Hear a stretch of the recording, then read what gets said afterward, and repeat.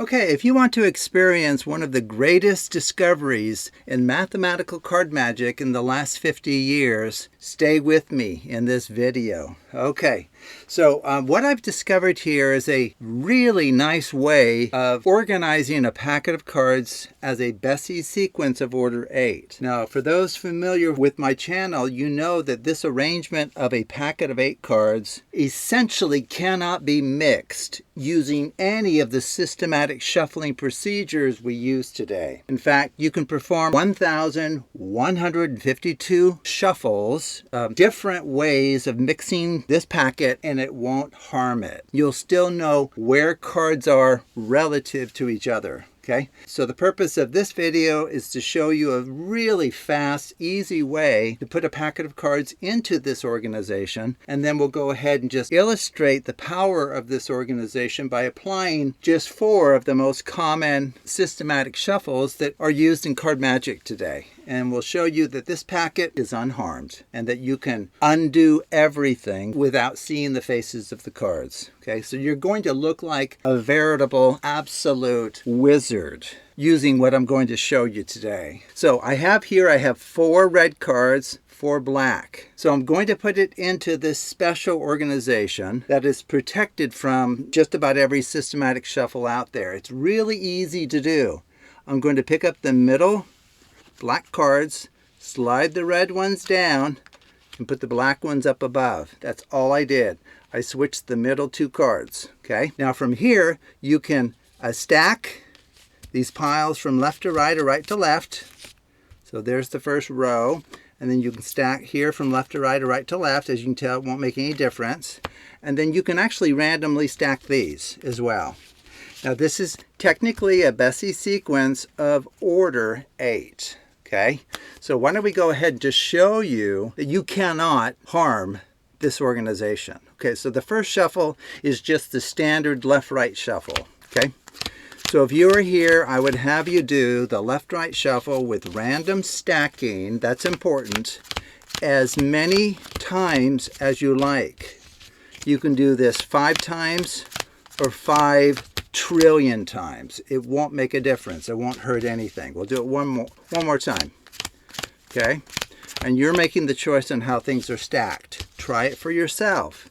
Okay, now I want to get back to where we were, where we had 4 red cards and 4 black cards without looking at the faces of the cards. So all I have to do is just deal them out again into 4 piles. I guess we'll keep it on the white here.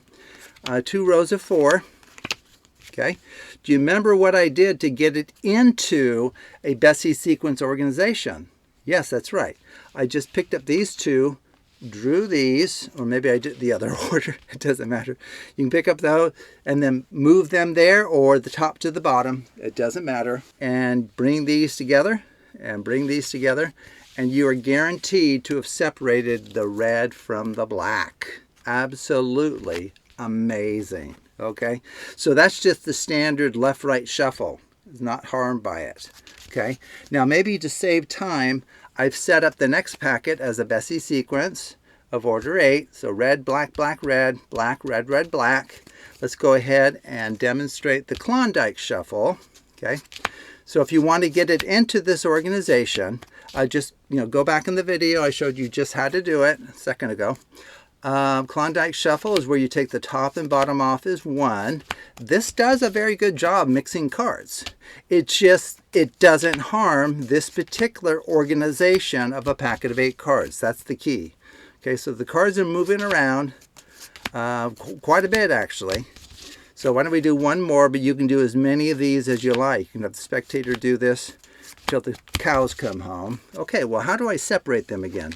We'll just deal out 4 cards into 1 row, 4 into a second row. What do? You can take these here and then draw these down and drop these up above, and you've done it.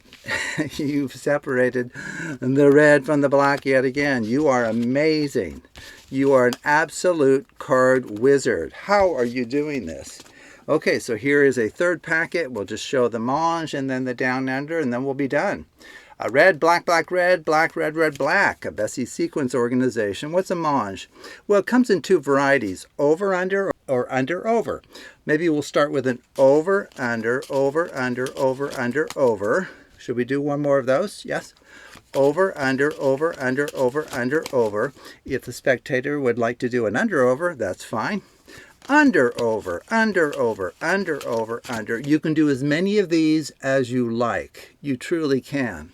Maybe we'll do one more over, under. Okay, over, under, over, under, over, under, over. Do that until your hands are tired. And then to separate them yet again, just deal them out into 2 rows. I'll do it differently this time. Take the top 2, move the bottom ones up, and drop the top on the bottom. Bring these together, bring those together, and you have separated the reds from the blacks yet again. Okay, we have one more. In fact, in some ways, the down-under shuffle is the most important one because it's the shuffle that is the most destructive of any of the systematic shuffles out there. It truly is. But amazingly, it won't harm a Bessey sequence structure. In fact, that actually is the defining characteristic of a Bessey sequence arrangement, is that the down-under shuffle won't harm it. Just about any other arrangement you can come up with will be utterly destroyed by the down-under. Okay, so here we have a Bessey sequence again. So how does the down-under work? It's down, under, under, down, under, down, under, down, under, down, last one on top. This is also called the Australian shuffle for hopefully obvious reasons. Why don't we do one more, but you can do as many as you like.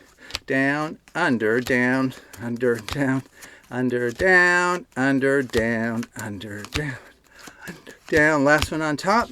How do we separate the reds from the blacks? Just deal out into 4 little piles here in a single row.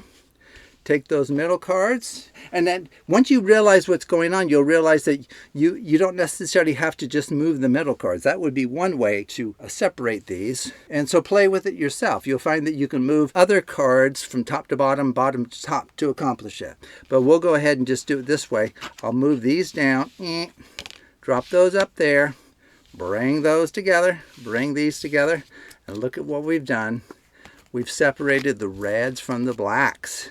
Okay, and then if you really want to blow someone's mind, not only perform this shuffle on a packet, then go ahead and do a Monge, followed by a Klondike, followed by a down under. And do those in any order or any quantity that you like, and then just separate the red from the black like oil from water.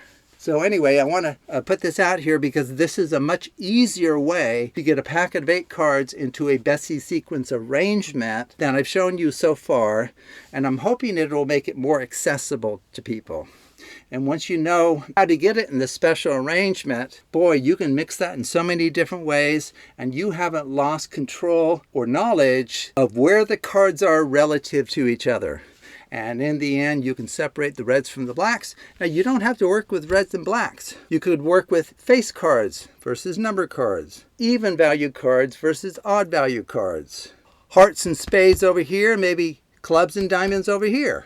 Okay, so any kind of dichotomous characteristic that you want to work with, you can set it up as a Bessey sequence, mix it to the moon, and then pull those 2 groups together. With such ease and finesse, the spectator is going to be utterly blown away. So thank you for watching, and take a look at other videos on the Absolute Math Magic channel.